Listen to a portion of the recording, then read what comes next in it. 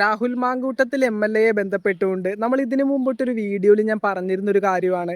ഈ പറയുന്ന ബലാത്സംഗ കേസിൽ പുള്ളിക്കാരനെ അറസ്റ്റ് ചെയ്ത സമയത്ത് ഈ പറയുന്ന രാഹുലിനെതിരെ സംസാരിച്ചവർക്കും രാഹുലിനെ ഈ ഒരു കേസിൽ പെടുത്താനായിട്ട് മുൻകൈ എടുത്ത് നിന്നവർക്കും നല്ല പണി കിട്ടാനായിട്ടുള്ള സാധ്യതയുണ്ടെന്ന്.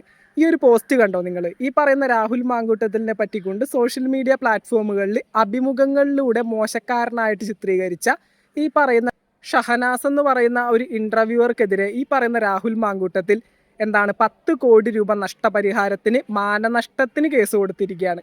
ഈ ഒരു സമയത്ത് വക്കീൽ നോട്ടീസ് അയച്ചപ്പോൾ ആ ഒരു വക്കീൽ നോട്ടീസിൽ കൃത്യമായിട്ട് പറഞ്ഞിട്ടുണ്ട്, പാവപ്പെട്ട 100 പേർക്ക് വീട് വെച്ച് കൊടുക്കാനായിട്ടുള്ളൊരു പ്രൊജക്റ്റ് ഉണ്ട്. ആ ഒരു പ്രൊജക്റ്റിലേക്ക് ഈ ഒരു 10 കോടി രൂപ ഞാൻ ഉപയോഗിക്കും എന്ന് പറഞ്ഞുകൊണ്ടാണ് ഈ പറയുന്ന എം.എ. ഷഹനാസ് എന്ന് പറയുന്ന ഈ ഒരു പെർട്ടിക്കുലർ വ്യക്തിക്കെതിരെ ഈ പറയുന്ന മാനനഷ്ടത്തിന് രാഹുൽ മാങ്കൂട്ടത്തിൽ എം.എൽ.എ കേസ് കൊടുത്തിരിക്കുന്നത്.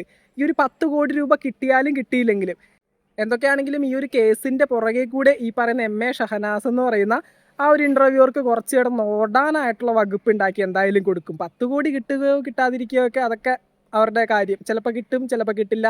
അതൊക്കെ നമുക്കിപ്പോൾ എക്സ്പെക്ട് ചെയ്യാൻ സാധിക്കില്ല. എന്തൊക്കെയാണെങ്കിലും ഈ ഒരു കേസിൻ്റെ പുറകെ കുറച്ച് കിടന്ന് ഓടേണ്ടി വരും. എന്തൊക്കെയാണെങ്കിലും ഈ ഒരു കാര്യത്തിൽ നിങ്ങളുടെ അഭിപ്രായം താഴെ കമൻറ്റ് ബോക്സിൽ രേഖപ്പെടുത്തുക.